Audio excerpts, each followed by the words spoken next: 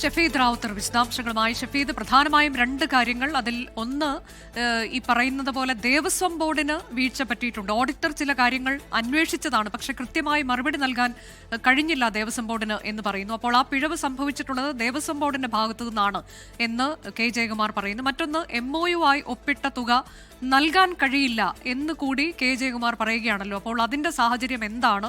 അതിലിപ്പോൾ IIIC കമ്പനിയൊക്കെ എങ്ങനെയാണ്, event management company ഇതിനെ എങ്ങനെ കാണും എന്നൊക്കെയുള്ള പ്രധാനപ്പെട്ട ചോദ്യങ്ങളുമുണ്ടല്ലോ.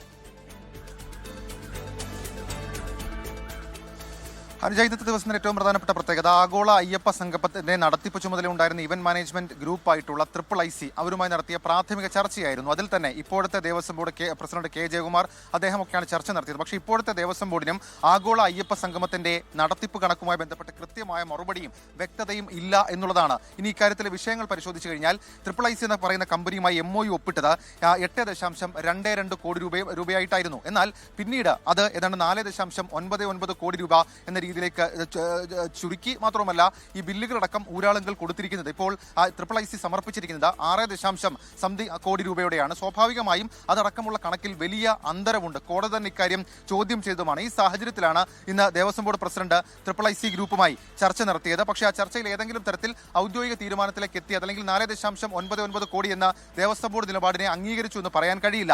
ഇന്ന് വാർത്താ സമ്മേളനത്തിൽ അദ്ദേഹം, അതായത് കെ ജയകുമാർ വ്യക്തമാക്കിയ കാര്യം ഇങ്ങനെയാണ്: ഓഡിറ്റ് റിപ്പോർട്ട് ഇന്നാണ് ഈ ദേവസ്വം ബോർഡിന്റെ മുൻപിലേക്ക് വിശദമായ ചർച്ചയ്ക്ക് വിധേയമായത്. കോടതി നിശ്ചയിച്ച സമയപരിധി ഉള്ളതിനാൽ മുൻപ് വിശദമായി പരിശോധിച്ചിരുന്നില്ല. ഓഡിറ്റ് റിപ്പോർട്ട് നേരിട്ട് കോടതിയിൽ കൊടുക്കുകയായിരുന്നു. സത്യവാങ്മൂലം അടക്കമുള്ള കാര്യങ്ങൾ കോടതിയിൽ ദേവസ്വം ബോർഡ് കൊടുത്തിരുന്നില്ല എന്നുള്ള കാര്യം അദ്ദേഹം പറയുന്നുണ്ട്.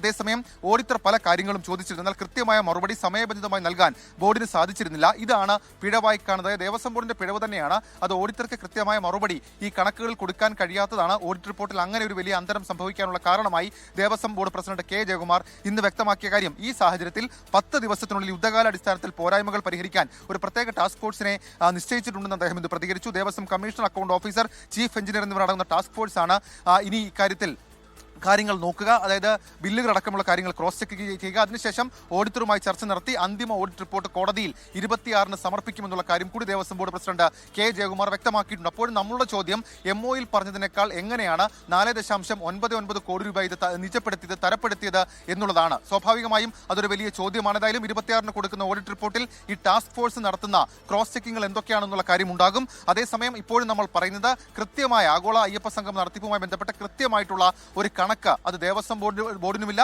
MOU-നേക്കാൾ എങ്ങനെയാണ് 4.99 കോടി രൂപയായി നിജപ്പെടുത്തിയത് എന്നുള്ള കാര്യത്തിനും ദേവസ്വം ബോർഡ് പ്രസിഡന്റ് കെ ജയകുമാറിന്, ഇപ്പോഴത്തെ ദേവസ്വം ബോർഡ് പ്രസിഡന്റ് കെ ജയകുമാറിന് കൃത്യമായ ഉത്തരമില്ല. അദ്ദേഹം അപ്പോഴും പറയുന്നത് ഇതൊക്കെ മുൻ ദേവസ്വം ബോർഡിന്റെ വീഴ്ചകൾ എന്ന നോട്ടക്കുറവ് എന്ന വാക്കാണ് അദ്ദേഹം ഉപയോഗിച്ചത്. അതിൽ ഒതുങ്ങി നിൽക്കുകയാണ് അനുജ.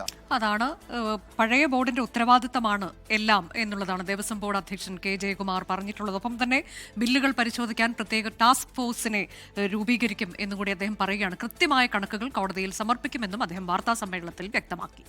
ലോകത്തെവിടെയായാലും ഏത് സമയത്തും 24 വാർത്തകളും ഓഗ്മെന്റഡ് റിയാലിറ്റി പാക്കേജുകളും എക്സ്പ്ലെയിനറുകളും വിശദമായി കാണാൻ ഞങ്ങളുടെ YouTube ചാനൽ നിങ്ങൾക്ക് സബ്സ്ക്രൈബ് ചെയ്യാം.